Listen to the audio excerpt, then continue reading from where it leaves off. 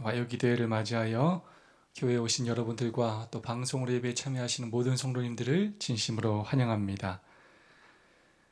우리 고난 내용은 편히 쉬는 곳 마지막 4절 가사가 능치 못한 것 주께 없으니 나의 일생을 주께 맡기면 나의 모든 짐 대신 지시는 주의 팔을 의지함이라. 정말 은혜와 감동이 넘치지 않습니까? 정말 쉴 곳 없는 이 세상, 정말 우리의 힘으로는 무엇도 해내기 어려운, 한 치 앞도 내다보기 어려운 그러한 세상에 우리가 살아가고 있습니다. 그럴 때 우리가 편히 쉴 수 있는 곳은 정말로 주님 품 안에 밖에 없는 것 같습니다. 주님께 우리 일생을 맡기면서 그분의 팔을 의지함으로써 주님 안에서 편안한 쉼을 쉬는 우리 모두가 되기를 간절히 소망합니다. 날씨가 갑자기 추워졌죠? 네, 지난주 안식일에 마지막 가을 나들이를 다녀와서 얼마나 다행인지 모르겠습니다. 비가 오면서 정말로 단풍들이 다 떨어지고 이제 비가 온 후에 날씨가 또 굉장히 추워진다고 합니다. 계절이 하루하루 그렇게 변해가는 것을 느끼게 되면서 이렇게 변해가듯 결국 마지막 때가 우리 앞에 이른다는 사실을 깨닫게 됩니다. 또 우리의 믿음을 다시 한번 새롭게 하고 또 때를 분별하고 또 마지막 때를 준비하는 우리 모두가 될 수 있기를 간절히 소망합니다. 오늘은 제7과 교과 공부를 하겠습니다. 제목이 뭡니까? 시작! 율법과 은혜라는 제목입니다. 이번 주 TMI 제안하는 내용입니다. 장보기 어려운 이들을 도와주세요. 이웃 어르신들의 집수리를 도와주세요. 길거리 청소의 날을 개최하세요. 개인적으로 하실 수 있는 것들 또 그렇게 시도하면 좋겠고, 또 안식일 후에 소그룹별로 할 수 있는 사역들 그렇게 또 함께 실천해 봤으면 좋겠습니다. 자, 기억실 말씀 다 함께 한번 읽어보겠습니다. 내가 시작.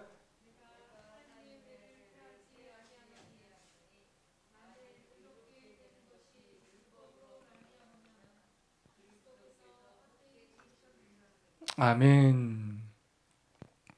내가 하나님의 은혜를 패하지 아니하노니 만일 의롭게 되는 것이 율법으로 말미암았으면 그리스도께서 헛되이 죽으셨느니라.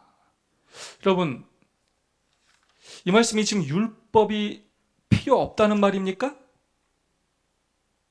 의롭게 되는 것이 율법으로 말미암았다면 그리스도께서 죽는 것이 헛되다라는 말은 율법이 필요가 없다는 말입니까? 절대로 그렇지 않습니다. 사실 이 율법과 은혜라는 이 주제는 기독교에 있어서 가장 민감하고 또 어려운 주제 가운데 하나입니다. 이것을 어떻게 이해하느냐에 따라서 율법주의를 바라보는 시각과 또 복음을 바라보는 시각이 달라질 수가 있습니다. 이번 주는 신명기에서 말하는 그 율법과 은혜가 무엇인지, 정말로 율법이 필요 없는 것인지, 하나님께서 말씀하시는 그 율법의 의미가 무엇이고 또 은혜와는 어떤 관계가 있는지 함께 생각해 보는 시간을 갖도록 하겠습니다. 우선 에베소서 2장 8절에 있는 아주 유명 말씀 다 함께 한번 읽어보겠습니다. 시작. 너희가 그 은혜로 인하여 믿음으로 말미암아 구원을 받았으니 이것은 너희에게서 난 것이 아니요 하나님의 선물이라. 방금처럼 이 갈라디아서와 에베소서의 말씀을 읽어보면 우리가 구원받는 것은 뭘로 인하여 구원받는다고 얘기합니까? 은혜로 말미암아, 믿음으로 말미암아 구원을 받는다라고 이야기하고 있고, 이것은 너희에게서 난 것이 아니요 하나님의 선물이다라고 이야기하고 있습니다. 이 말씀을 자세히 이해하려면 율법의 의미가 무엇인지를 올바로 이해해야 합니다. 성경에서 말하는 율법은 무엇이냐? 하나님의 거룩함과 의의 표준을 율법이라고 합니다. 그 죄라는 것은 무엇이라고 성경은 이야기하냐면 불법이다라고 이야기하면서 하나님의 율법을 범하는 것을 죄라고 합니다. 그리고 그 죄인들에게 필요한 것이 무엇이냐면 바로 은혜라는 것입니다. 그래서 우리가 이 율법과 은혜에 대하여 굉장히 오랜 시간 여러 교과의 주제를 배울 때마다 함께 배웠지만, 이번 기에서 말하는 그 신명기 속에서 말하는 현대 진리는 무엇인지, 과연 신명기가 말하는 율법과 은혜의 관계는 무엇인지를 함께 생각해 보는 시간을 갖도록 하겠습니다. 자, 일요일 소지입니다. 하늘에 있는 법. 에스겔 28장 15절로 16절의 말씀입니다. 내가 짐을 받던 날로부터 내 모든 길에 완전하더니 마침내 내게서 불의가 드러났도다. 내가 무역이 많음으로 내 가운데 강포가 가득하여 내가 범죄하였도다. 여러분이 에스겔 28장은 지금 누구에 대하여 이야기하고 있습니까? 사단에 대해서 이야기하고 있습니다. 내가 짐을 받던 날로부터 내 모든 길에 완전하였더니. 사단도 피조물인데 하나님께서 천사장으로 그렇게 창조하셨는데, 그가 짐을 받던 날로부터 뭐 했다고요? 완전했습니다. 죄가 없었습니다. 그러나 마침내 하나님께 반역함으로 예수 그리스도를 질투하고 그가 시기함으로 결국 의롭지 않은 것이 드러나게 되었고, 결국 마음에 강포가 가득해서 범죄하였다라고 이야기하고 있습니다. 자, 모든 피조물에게 하나님께서는 뭐를 주셨냐면 자유의지를 주셨습니다. 왜 자유의지가 필요하느냐? 자유의지가 존재하지 않으면 사랑을 선택할 수가 없습니다. 하나님의 본성이 사랑이신데, 하나님은 모든 피조물들을 사랑하기 위하여 창조하셨는데, 그 선택권을 주지 않고는 자율적인 선택에 의한 사랑을 할 수 없기 때문에 하나님께서 창조하신 목적을 이룰 수가 없습니다. 그래서 하나님께서는 도덕적 자유를 가진 모든 그런 존재들을 도덕적 존재로 창조하셨습니다. 천사, 사람을 도덕적인 존재로 창조하셨어요. 동물하고는 다릅니다.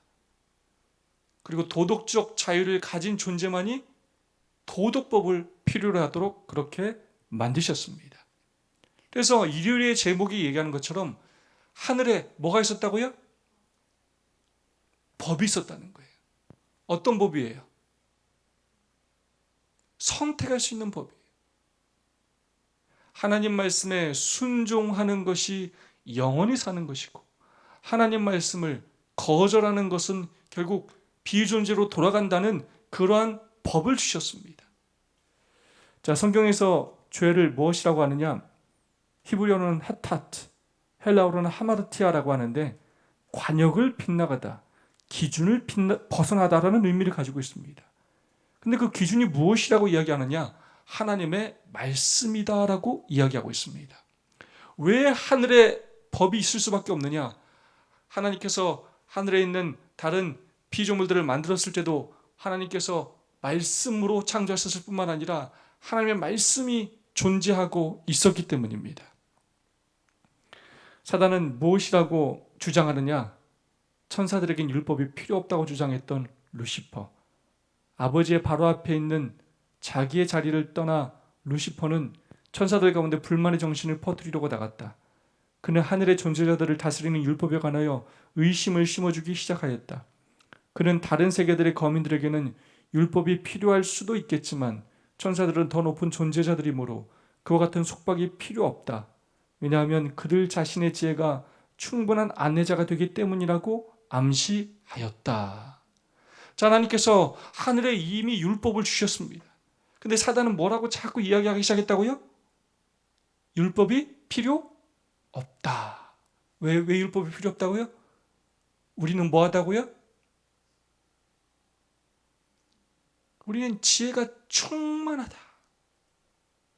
우리는 충분한 그런 우리 지혜만으로도 우리 갈 길을 알 수 있기 때문에 우리에게는 율법의 속박 같은 것이 필요 없다. 율법은 우리의 삶을 올가매는 것이고 불편하게 하는 것이다 라고 끊임없이 그렇게 이야기하고 다니면서 하나님의 품성의 사본인 그 율법을 무시하고 외면하고 오해하게 하면서 하나님을 오해하게 만들었습니다. 하나님의 품성을 오해하게 만들었다는 것입니다. 그것이 바로 죄의 시작이었습니다. 그래서 지난주에도 배웠지만 결국 사단이 노리는 것은 하나님의 율법을 뭐 하는 것입니까? 폐하는 것입니다. 가하고 감하고 그렇게 하면서 율법을 없이 하고 그 율법을 주신 하나님을 무시하고 외면하며 살게 하는 것입니다. 그러면서 죄를 지으며 살면서도 그것이 죄인지조차도 모르며 살게 하는 것입니다. 그러면서 심판이 없고 결국 우리는 영원히 살 수 있다라고 끊임없이 주장하는 것이 바로 사단의 논리인 것입니다. 오른소지입니다. 신명기에 나타난 율법. 자, 그렇기 때문에 우리가 신명기를 잘 살펴봐야 합니다. 신명기에서 율법을 무엇이라 하느냐 하는 것입니다.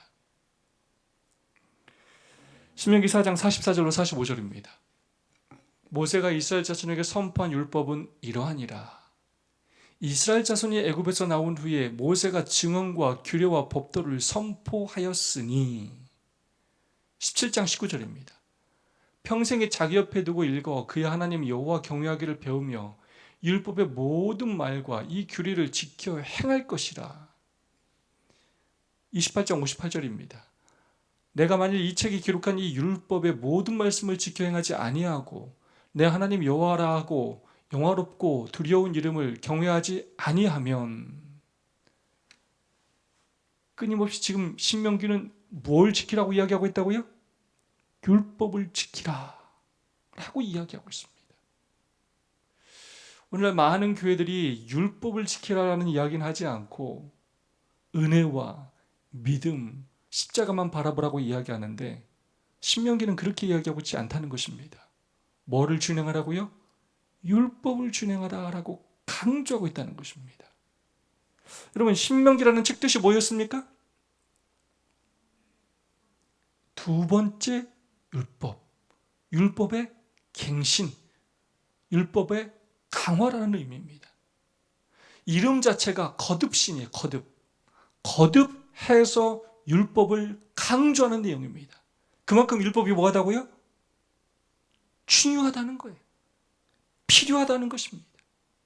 이제 가나안 땅을 들어가기에 앞서 약속의 땅 경계에서 이스라엘 백성들에게 새롭게 준 율법이에요. 전혀 다른 율법을 준 것이 아니라 이스라엘 백성들에게 주었음에도 불구하고 그들이 그 말씀에 순종하지 않았을 때 실패하였고 넘어졌지만 하나님께서 은혜로 그들을 거기까지 인도하시며 다시 한번 약속의 땅에 들어가서는 그 율법을 잘 지키라고 모세를 통하여 호소하는 내용이 바로 신명기입니다. 그런 모세의 설교집이에요. 그래서 이 핵심 주제들을 보면 언약의 언약, 율법, 역사와 기억, 그러면서 그것을 선택하라는 것입니다. 순종하라는 것입니다. 순종할 때, 하나님께 붙어 있을 때 축복을 받을 것이고 그렇지 않을 때는 저주를 받을 것이라는 것입니다. 왜 이 신명기를 다시 주셨느냐? 언약의 당사자가 바뀌었습니다. 그 다음에 이제 광야에서 가나안으로 들어가는 상황이 되었습니다. 또 지도자가 이제 교체되었습니다. 그래서 그들에게 다시 한번 언약을 기억하게 하시고 율법을 기억하게 하시고 하나님 말씀에 순종하도록 하기 위하여 이 율법을 주셨다는 것입니다. 내가 나의 하나님 여호와께서 명령하신 대로 규례와 율법을 너에게 가르쳤나니 이는 너희가 들어가서 기업으로 차지할 땅에서 그대로 행하게 하려 함인즉 너희는 지켜 행하라. 이것이 여러 민족 앞에서 너희의 지혜요 너희의 지식이라. 그들이 모든 규례를 듣고 이르기를 이 큰 나라 사람은 과연 지혜와 지식이 있는 백성이로다 하리라. 지난주에 배운 말씀이죠.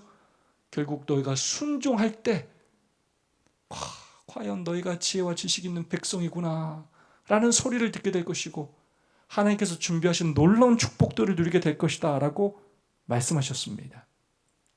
그래서 신명기는 율법을 아주 강조하는 책이에요. 그러면 신명기가 율법만 강조하느냐? 전혀 그렇지 않다는 거예요.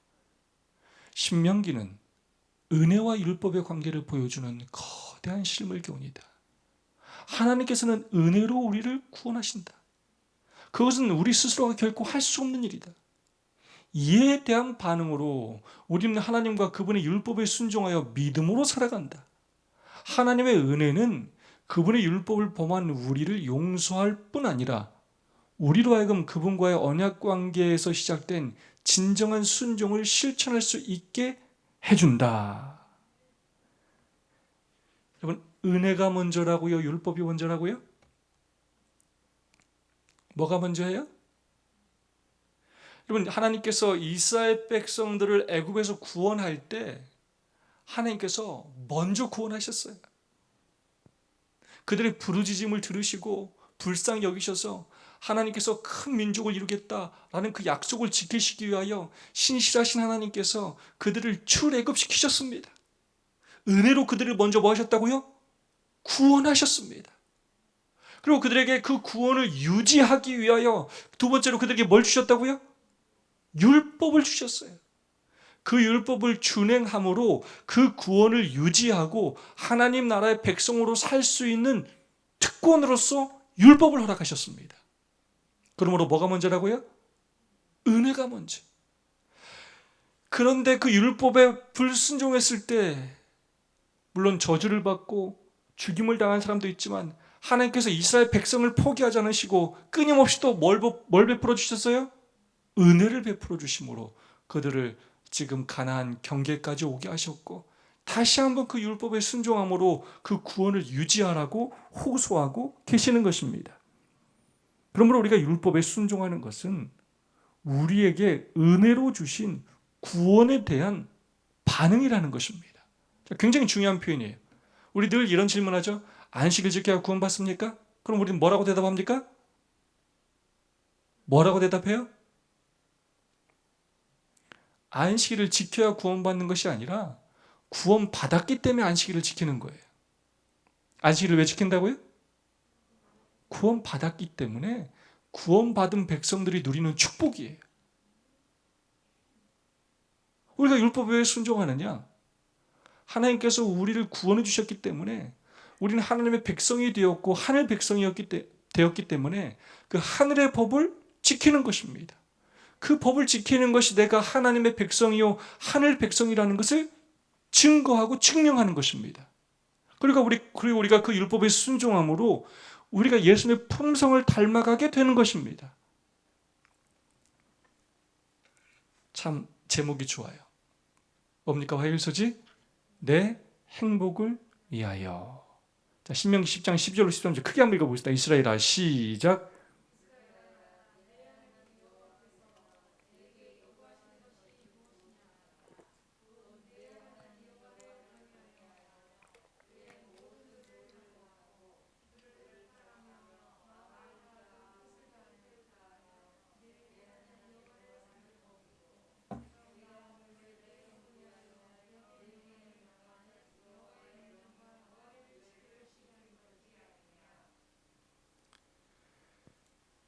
왜 율법을 주셨다고요?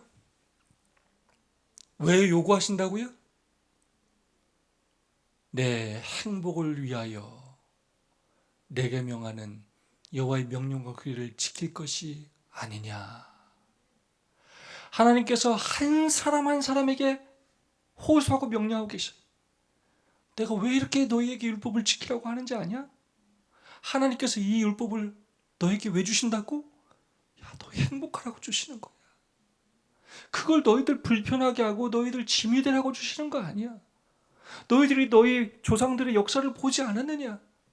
이 말씀에 순종했을 때 얼마나 행복했는지, 이 말씀에 불순종했을 때 얼마나 어려움을 당했는지 너희가 알지 않느냐?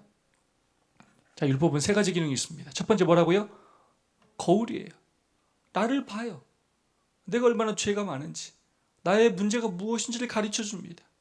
두 번째, 나침판의 역할을 해요. 어느 길로 나가야 바른 길인지, 어느 길로 가야 살 수 있는지, 우리의 삶의 바른 길을 가르쳐 줍니다. 세 번째 뭐 한다고요? 울타리 역할을 합니다. 우리를 사단으로부터, 죄로부터, 악한 길에서부터 우리를 보호해주는 역할을 합니다. 자, 율법이 존재하는 이유가 뭐라고요? 우리를 뭐 하기 위함이라고요? 행복하게 하기 위함이에요. 하나님의 백성으로서 우리가 누구인지를 알게 하고 우리가 어느 길로 걸어가야 할지를 알게 하고 우리를 사단으로부터 보호해 주시는 그 역할을 하는 것이 뭐라고요? 바로 율법이라는 것입니다. 저는 이 표현이 참 좋습니다. 이 율법이라는 것은 우리가 행복해지기를 바라시는 하나님의 아주 간절한 바람이에요. 그래서 이 율법은 하나님의 품성의 사본이에요. 안식일을 기억하여 거룩히 지키라. 왜요? 뭐하라고? 너희들 뭐하라고? 너희들 행복해라. 부모를 공경하라. 왜 그렇게 하라고요? 너희들 뭐하라고? 너희들 행복해라. 야, 살인하지 말아라. 왜요? 너희들 행복해라. 우리가 행복하기를 바라시는 하나님의 간절한 바람이 담겨 있다는 것입니다. 하나님께서 우리에게 주시는 이 모든 것은 바로 우리의 축복을 위함입니다. 하나님께서 우리에게 요구하시는 모든 것들은 우리가 잘 되기를 바라서 주시는 것이라는 것입니다. 보호의 울타리가 되는 하나님의 율법. 우리는 아무리 하찮게 보이는 말씀 하나라도 무시하면 안전할 수 없다. 율법 가운데서 이생과 내세에서 다 같이 사람의 유익과 행복을 위하지 않는 계명은 하나도 없다. 사람은 하나님의 율법을 순종함으로써 울타리에 둘려있는 것처럼 악에서 보호를 받게 된다. 하나님께서 구축해 놓은 이 방위벽을 한 곳이라도 무너뜨리는 자는 그를 보호해주는 그 능력을 파괴하는 것이다.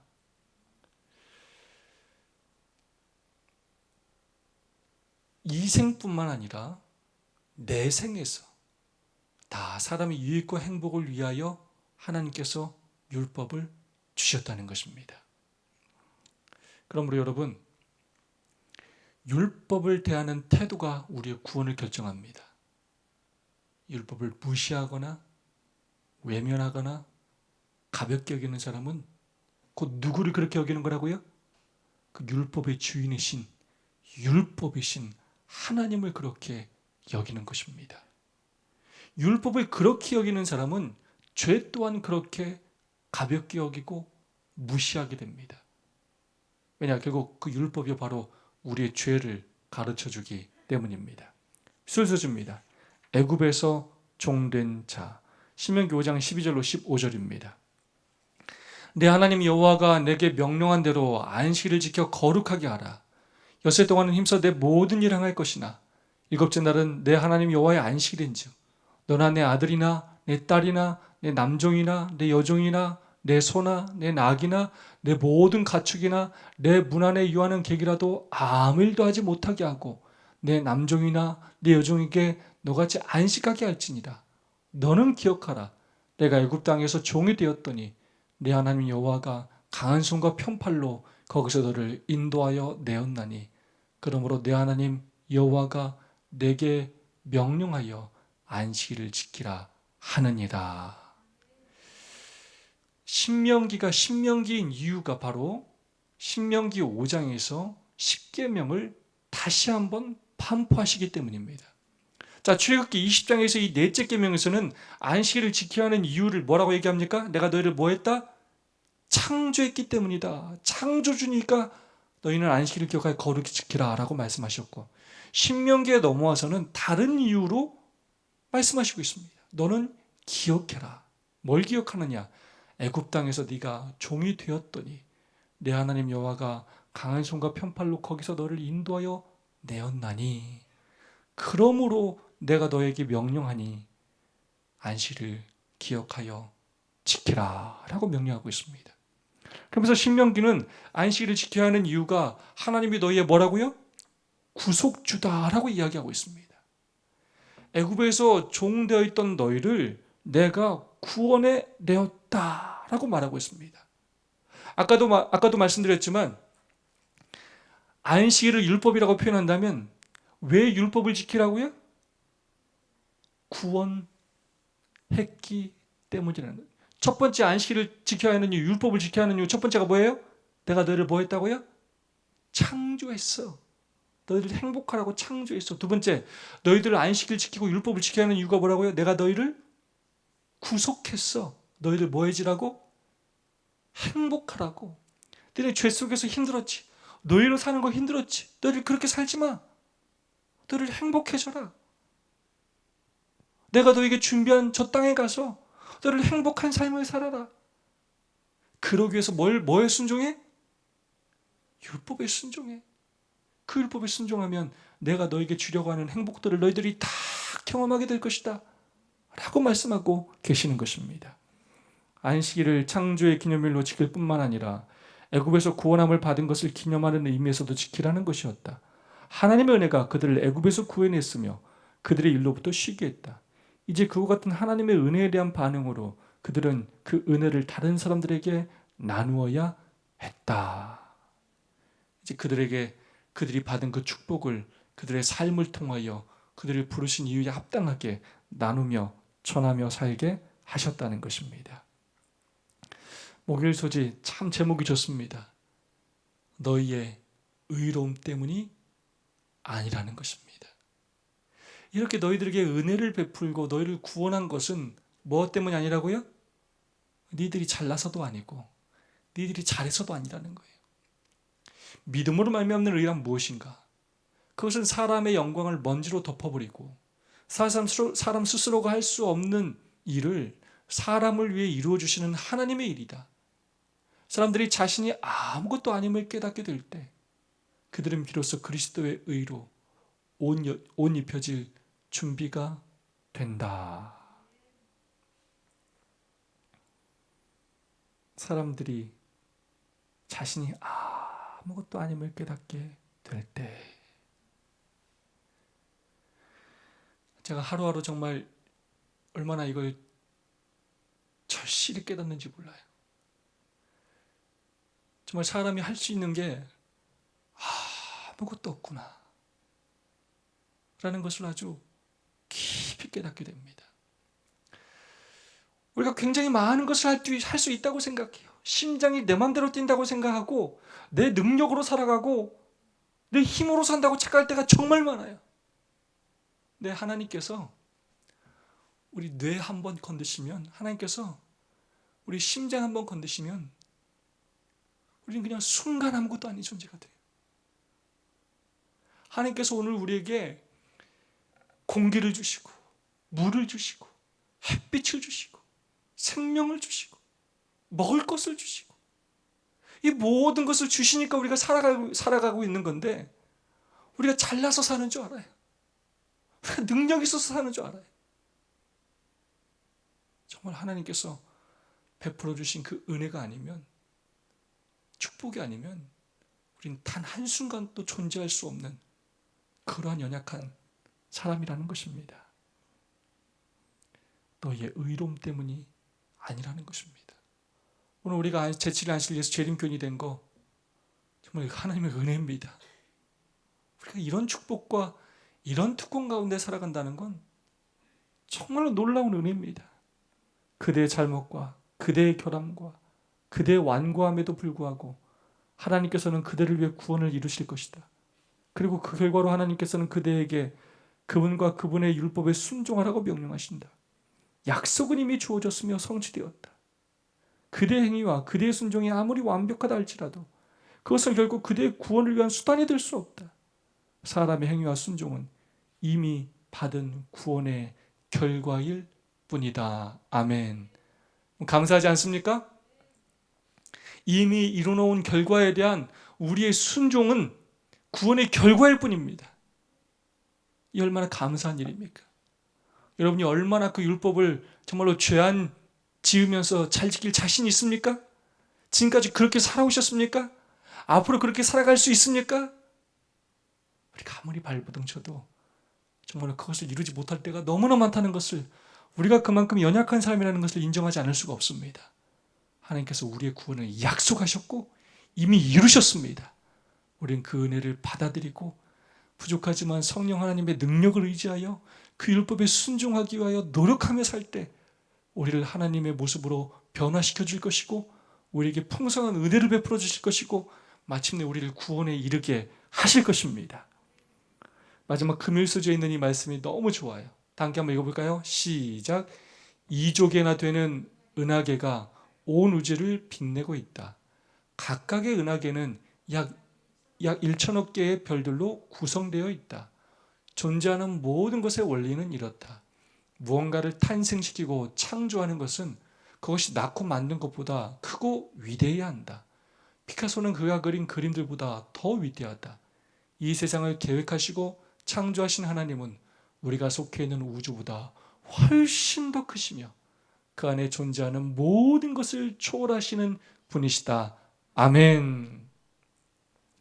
우리 하나님은 정말로 대단하신 분이십니다.